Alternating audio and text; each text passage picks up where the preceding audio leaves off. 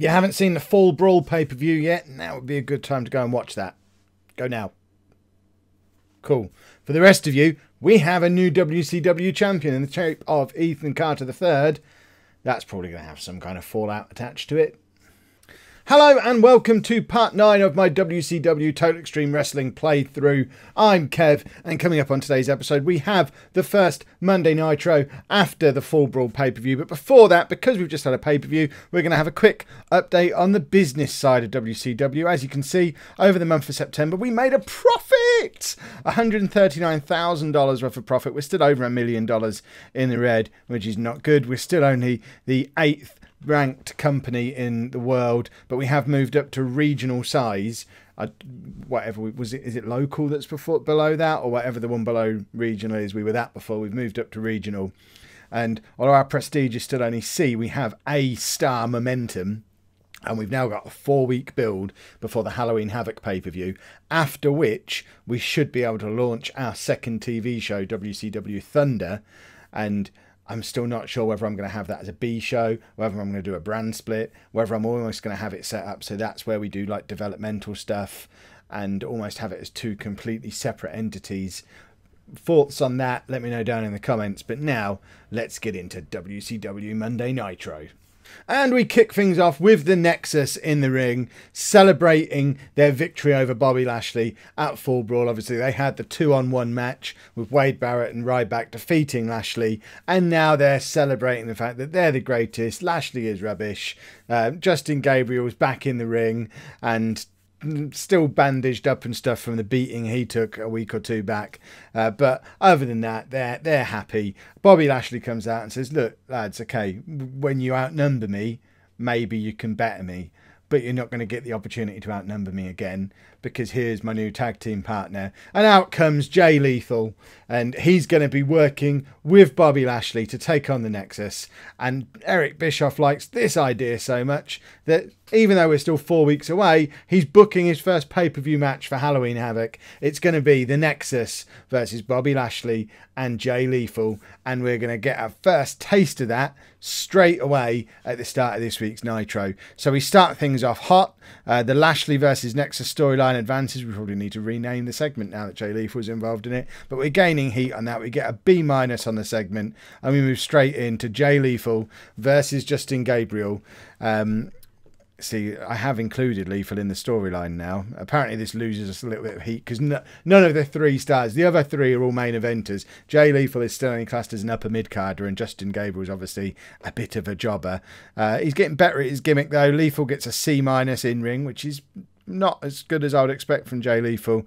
Gabriel with an E+, we get a D+ on the segment. That's fine. We want one of the main purposes of getting Jay Lethal involved in this storyline is we want him to be able to use it as a platform up into the main event. So hopefully if we can build him up with a few wins after he lost his feud with Cody Rhodes for the US title, we can start to build him through this feud with the main eventers involved. And the other 3 involved in this are all getting on a little bit. Jay Lethal is the future, and looking a year down the line, of the 5 if you include Justin Gabriel, of the 5 men involved in this feud, Lethal's the one we're pinning the most hopes on, so we need to start building him up so he can turn in better than a C-.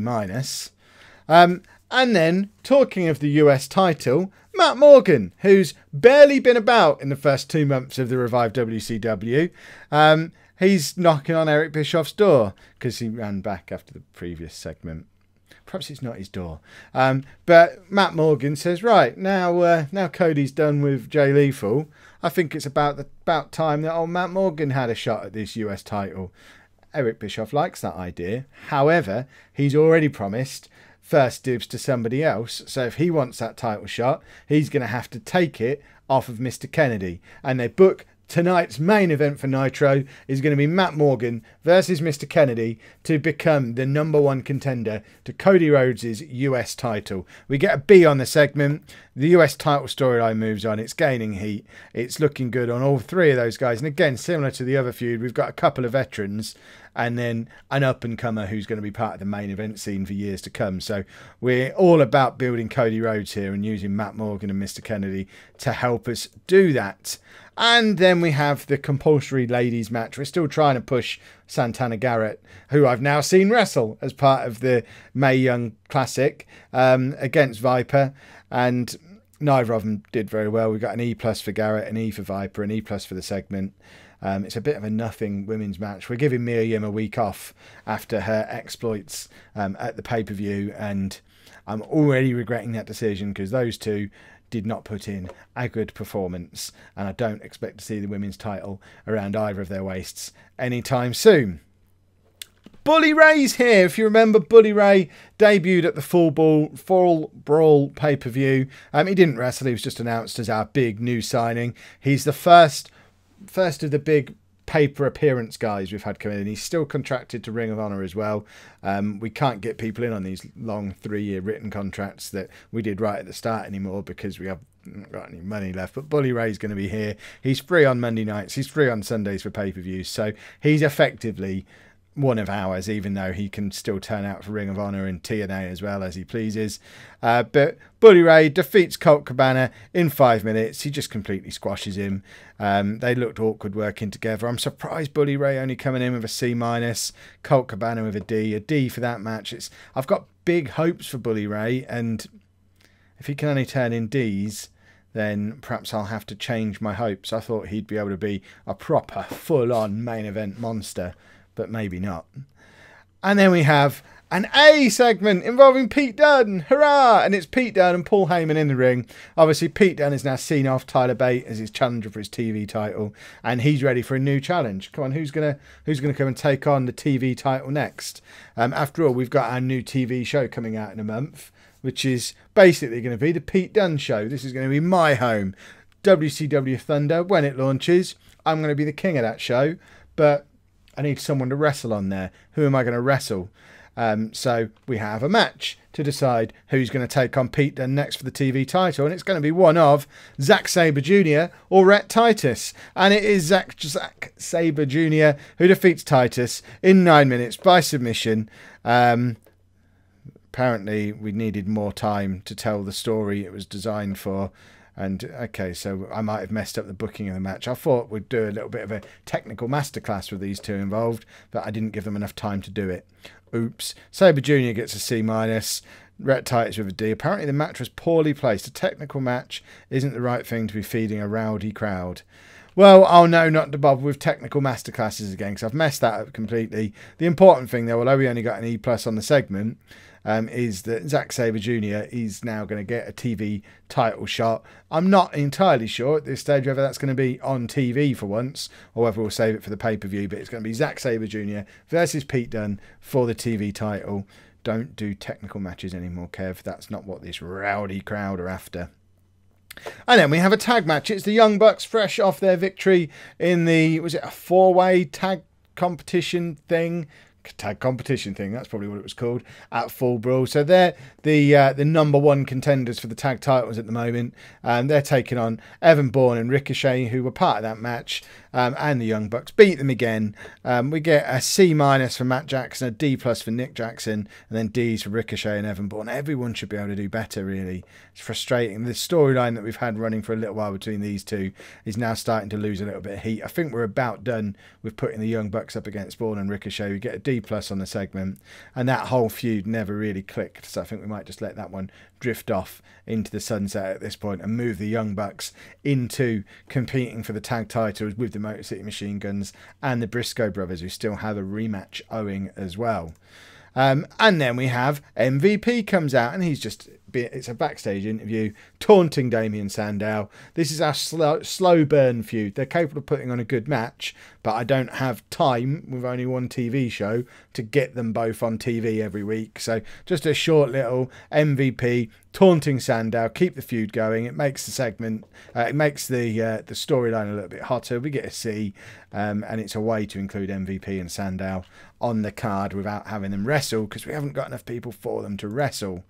And then we have Adam Cole versus Matt Riddle. Adam Cole beat John Morrison at the pay-per-view, and he's now floundering around trying to find a place on the roster. He's put up against Matt Riddle today, beats him fairly comfortably with a flying crossbody, gets a C- against Riddle's D-. We get a D+ for the match, and I still need a plan for Adam Cole. I quite liked the Legend Killer plan that someone suggested in the comments a couple of episodes ago. The only problem is we don't have much in the way of legends for him to go and kill. So I don't know. We might put him back with Bullet Club because we can't do a proper full-on Bullet Club because we can't sign Kenny Omega. So at the moment, our watered-down Bullet Club is Cody Rhodes and the Young Bucks. Perhaps move Adam Cole back into the Bullet Club and have him part of that and do something a little bit more Bullet Clubby, maybe. I'll have a ponder. But for now, he's beaten Matt Riddle. And now we have Ethan Carter III and Paul Heyman celebrating the title win.